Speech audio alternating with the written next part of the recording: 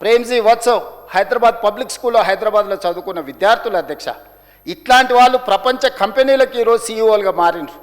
ఈరోజు ప్రపంచ కంపెనీలను మనం సిలికాన్ వ్యాలీకి వెళ్తే ఈరోజు తెలుగు వాళ్ళు ఏ కంపెనీలో చూసినా ఎక్కడ చూసినా మన వాళ్ళు రాణించడానికి ప్రధానమైన కారణం పివి నరసింహారావు గారు, మన్మోహన్ సింగ్ గారు తీసుకొచ్చిన సరళీకృత విధానాలు. రాజీవ్ గాంధీ గారు మన దేశానికి ఇచ్చిన కంప్యూటరే మన భవిష్యత్తును మార్చింది. ఆనాడు పివి నరసింహారావు గారు, నేదురుమల్లి జనార్దన్ రెడ్డి గారు మొట్టమొదటిసారి హైటెక్ సిటీకి పునాది రాయి వేసిండ్రు.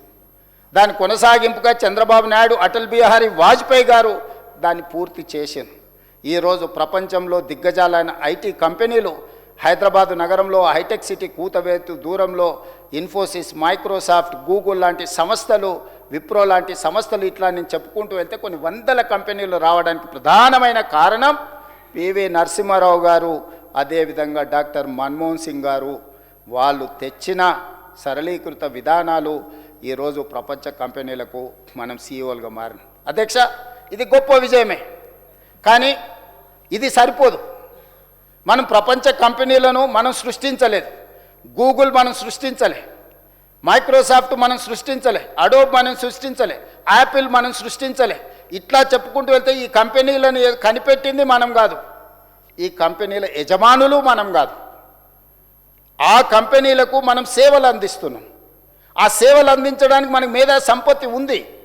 కానీ ఈరోజు ఒక సునామీ రాబోతుంది. ఆ సునామీ పేరే ఏఐ, ఆర్టిఫిషియల్ ఇంటెలిజెన్స్. ఈ ఆర్టిఫిషియల్ ఇంటెలిజెన్స్ ఏఐ ద్వారా ఈరోజు ప్రపంచంలో లక్షలాది కోట్లాది ఉద్యోగాలు పోయి ఈరోజు ప్రపంచంలో తీవ్రమైన నిరుద్యోగ సమస్య రాబోతుంది అని మనం చర్చ చేసుకుంటున్నాం. అధ్యక్ష, మేధావులంతా నిన్నగాక మొన్న ఈ దేశ ప్రధానమంత్రి నరేంద్ర మోడీ గారు ఢిల్లీలో AI summit, global summit organise చేశారు. ప్రపంచ మేధావులందరూ అక్కడికి వచ్చారు. అక్కడ ప్రధానంగా జరిగిన చర్చలో తెలంగాణ రాష్ట్ర ముఖ్యమంత్రిగా నేను కూడా అక్కడికి వెళ్ళడం జరిగింది. ఈరోజు ఈ పరిస్థితుల్లో మనం ప్రణాళికలు చేసుకోవాల్సిన అవసరం ఉందా లేదా?